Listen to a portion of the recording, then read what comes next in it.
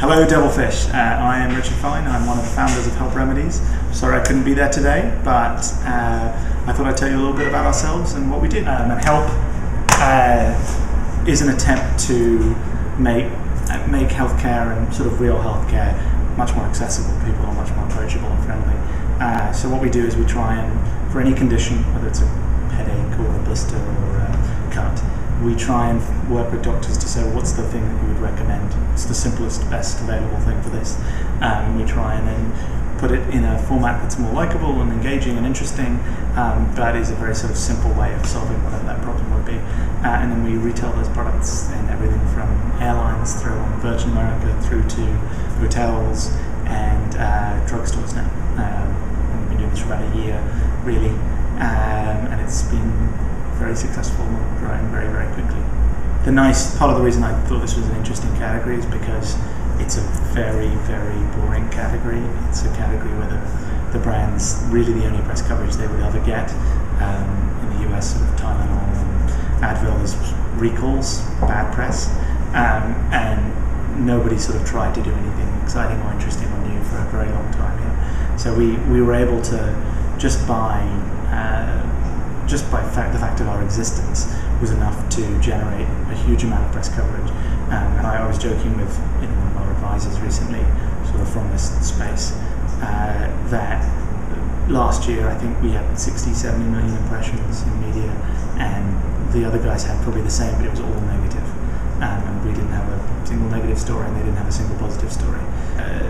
The other thing which we've really tried to do is build a presence online. Again, it's just a very, very conventional category where you have not seen brands attempt to do anything other than sort of list product information online. And we tried to create something which gave people a sense of our character, as well as a sense of trying to take healthcare from being something that's very serious and very frightening to being something that's more engaging and interesting and almost likable.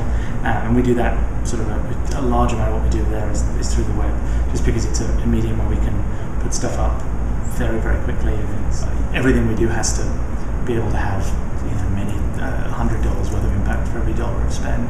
Our packaging, we sort of started from the premise that we had a sort of statement to make about healthcare and what was wrong with healthcare. So we said, well, it's confusing, it's unclear, it's frightening, it's not something that people want to engage with. So we said, okay, well, what's a way of making people engage with it and feel like it's soft and likable and friendly?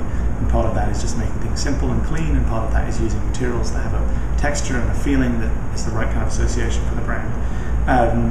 The positives of that are not only that, in the end we're not spending $40 million in advertising, so the real advertising you have experience you have is at shelf. You've got a box, you've got our package, you feel one and you feel the other, and you get that sort of sense of how we're different from. And we're doing changes on the fly almost all the time, which is very difficult to do if you're a large company.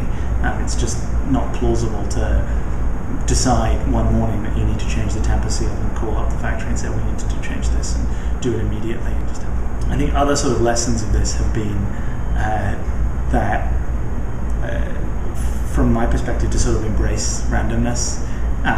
We didn't realize when we first started quite how big hotels could be as part of our business, and then as soon as they started calling, it was like, oh, of course, this could be a fantastic part of our business.